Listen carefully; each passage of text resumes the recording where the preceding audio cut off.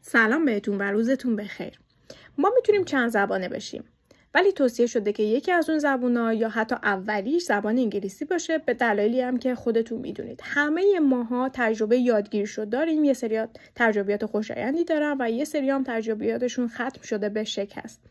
بریم یه سری از مواردی رو با هم بررسی بکنیم که باعث میشه که شما دیگه نخواهید کلاس زبان برید و یاد گرفتن زبان انگلیسی رو متوقف بکنید.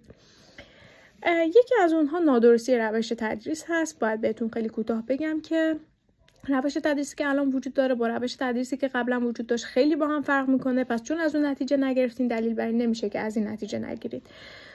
مورد بعدی شکل نگرفتن اعتماد به نفس در یادگیری زبان در طی کلاس هستش. مورد بعدی تحقیر شدن یا حس تحقیر یا سرزنش در کلاس هستش که میتونید از استاد این رو دریافت کنید یا از بقیه بچه‌ها.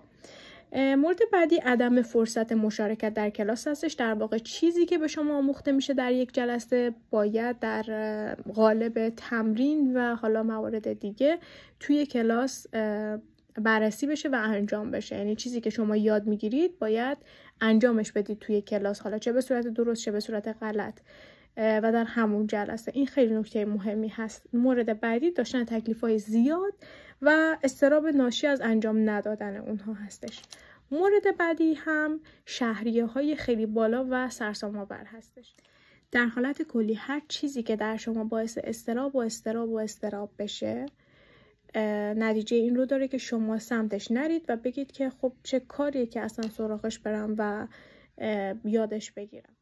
لطفاً بگید که چه موردی رو من جا انداختم و چه موردی رو شما تجربهش کردید.